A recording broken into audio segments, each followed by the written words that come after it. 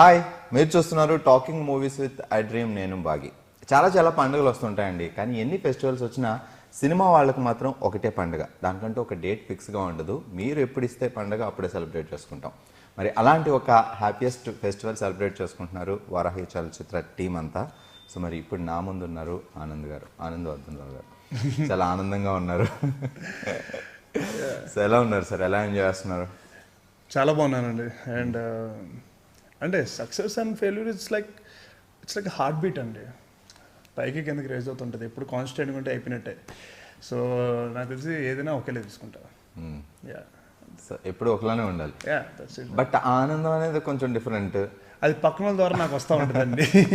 So hit అయితే ఆనందం, పక్కన వాళ్ళు చూస్తుంటే అది నాకు కొంచెం ఏదో అలా హ్యాపీగా ఉన్నది అనిపిస్తుంది. But it doesn't make any sense అండి. నా పరంగా అయితే ఇట్ డజంట్ మేక్ ఎనీ డిస్టర్న్ లైక్ వేరే అట్రాక్షన్ కానీ అటెన్షన్ కానీ లేకపోతే ఏదో సాధించాను కానీ అలాంటి అయితే నాకేముండదు బేసిక్లీ.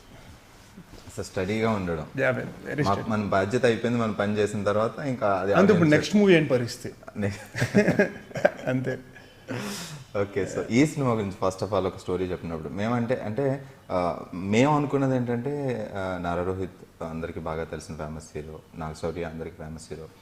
సో ఆ రోజుల్లో చాలా రోజుల క్రితం ఎప్పుడో ఎన్టీఆర్ గారు ఎన్ఆర్ గారు కాంబినేషన్లో బ్రదర్స్ సినిమాలు వచ్చాయి. ఆ తర్వాత వెంకటేష్ గారు చేశారు. తర్వాత వీళ్ళిద్దరూ చేస్తున్నప్పుడు చాలా క్యూరియాసిటీ ఉండే సినిమా మీద. అని చాలా ఓన్గా చాలా మంది స్టోరీలు కూడా క్రియేట్ చేసుకున్నారు. అవును. కానీ అందరూ ట్రయాంగిల్ లవ్ స్టోరీ అది ఇది అనుకున్నారు. But it's not a triangle love story, it's a brothers love story. మేము రిలీజ్ ముందు చెప్పాము, ఎవరు అర్థం కాలేదు బేసిక్లీ ఏంటి బ్రదర్స్ లవ్ స్టోరీ ఏంటి అది అని చెప్పి. సో తర్వాత రాశారు రివ్యూస్ అన్నిట్లో ఇట్స్ ఏ బ్రొమాన్స్ అని చెప్పి. అన్ని సినిమాలు రొమాన్స్ ఉంటే ఈ సినిమాలో బ్రొమాన్స్ ఉందని. సో వీఆర్ క్వైట్ హ్యాపీ అండి. నిజంగా ప్రతి అన్నదమ్ములందరికీ కనెక్ట్ అవుద్ది. అన్నదమ్ములే కదండి, బ్రదర్ సిస్టర్ అనేది ఎన్ని సిబ్లింగ్స్ బేసిక్లీ లైక్ అంతా ఫ్యామిలీగా ఉండే ఒక ఇద్దరు వ్యక్తులు కొంచెం దూరం అయితే ఎలా ఉంటుంది అండ్ దగ్గరేటప్పుడు ఎంత హ్యాపీగా ఉంటారు మళ్ళీ ఆ ఎమోషన్ అయితే. సో అంతే. ఇంకా మీకు ఓన్గా బ్రదర్స్ ఉన్నారు? అన్నయ్య ఉన్నాడు. సో మీరు కూడా ఇలా చేసేవారా? ఒక అమ్మాయిని కలిదరగడం? ఒకే అమ్మాయిని కలిసి తిరగలేదండి. ఒకే విషయాల మీద తిరిగాం కానీ ఒకే అమ్మాయి. సో ఎలా ఉండేది మీ లైఫ్లో చిన్నప్పుడు? అసలు మీరు హీరో కాకముందు నాగశౌర్య ఇంట్లో ఎలా ఉండేది, అన్నైతే ఎలా ఉండేవాడు? As usual. సో ఇప్పుడైతే ఎలా ఉన్నాను ఇంట్లో సేమ్ అదే. సో అలా యాక్టివ్గా ఐఎమ్ వెరీ యాక్టివ్ అండి. అంటే ఇట్ డిపెండ్స్ ఆన్ టైం అండి. నేను నైట్ అయ్యే కొద్దీ కొంచెం యాక్టివ్ ఎక్కువ అవుతాను, మార్నింగ్ అంతా కొంచెం డల్గా ఉంటాను బేసిక్లీ. సో అది. సో వైజాగ్లో బాగా తిరుగుతూ ఉండారు. విజయవాడ. ఓకే. విజయవాడలో ఏం తిరిగాను అంటే లైక్ చిన్నప్పటి నుంచి అంతా అక్కడే కదా విజయవాడ. సో ఇక్కడికి వచ్చి ఆల్మోస్ట్ లైక్ 10 to 12 years అయింది ఇక్కడ హైదరాబాద్కి వచ్చి. కాలేజ్ లైఫ్ అంతా విజయవాడ? నో, ఇక్కడ కాలేజ్ లైఫ్ అంటే Hyderabad, Saint Mary's college. So కాలేజ్లో ఎలా ఉండేది అప్పుడు? హీరో అవ్వాలని అప్పుడు ఏం లేదండి. College like intermediate second year అయిపోయిన తర్వాత తీసుకున్న డెసిషన్. సో అసిస్టెంట్ డైరెక్టర్గా ఎంటర్ అయ్యాను. అసిస్టెంట్ డైరెక్టర్గా ఎంట్రీ. దాని తర్వాత లైక్ కేమ్ టు ఆర్టిస్ట్ అవ్వాలని ఫీలింగ్ ఎప్పుడు స్టార్ట్ అయింది? ఆల్ ఆఫ్ సడన్ అండి. ఎవరో ఒకళ్ళు నువ్వు చేస్తే బాగుంటుంది కదా, నువ్వు చేసే సినిమా హీరోగా అన్నారు. అంటే అసిస్టెంట్ డైరెక్టర్గా చేయాల్సిన మూవీయే.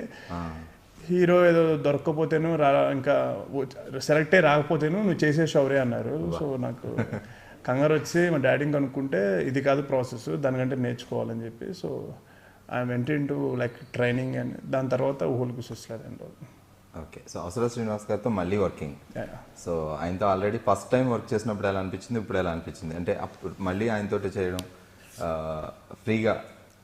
నేను మోస్ట్ డైరెక్టర్స్ అండి. నేను అవసరం శ్రీనివాస్ గారి దగ్గర, నందిని రెడ్డి వీళ్ళిద్దరి దగ్గర ఐ ఫీల్ వెరీ కంఫర్టబుల్. ఒక డైరెక్టర్స్ చూడండి, because it's like more like family అండి ఇద్దరు. నేను ఇష్టం వచ్చినట్టు ఉంటా సెట్లో, గట్టిగా నవ్వుతాను. సో బికాజ్ వాడికి తెలుసు ఏం చెప్పినా షౌర్య చేసేస్తాడని, నాకు తెలుసు నాకు రాని ఏది చేయించడని. So I'm very comfortable and నేను రెడీగా ఉండేవాను ఎప్పుడు ఏదైనా సరే. సాయి గారితో మీరు ఆల్రెడీ ప్రొడ్యూసర్గా ఆయన చాలా మీ కాంబినేషన్లో సినిమాలు వస్తున్నాయి. 3 సినిమాలు అయిపోయినాయండి ఇప్పుడు. అండ్ 4వ సినిమా అయిపోయింది. ఇప్పుడు నెక్స్ట్ మంత్ షూటింగ్ స్టార్ట్ అవుతుంది. మళ్ళీ ఇదే బ్యానర్? ఇదే బ్యానర్. ఐ థింక్ మీరు అందరూ ఒక ఫ్యామిలీలా, రిలేటివ్స్ లా, ఫ్యామిలీలా కలిసిపోయి ఎగ్జాక్ట్లీ అండి. ఒక మూవీ కాదు, ఇది ఒక ఫ్యామిలీ టుగెదర్ లా. సో ఎందుకంటే ఆ క్వాలిటీ కానీ మీరు చేసే అది ఇది కానీ ఎక్కడ కాంప్రమైజ్ అవ్వకుండా ఉంటుంది ఒక మంచి బ్యానర్ కాబట్టి. సో ఆయన గురించి ఈ సినిమా గురించి పర్టికులర్గా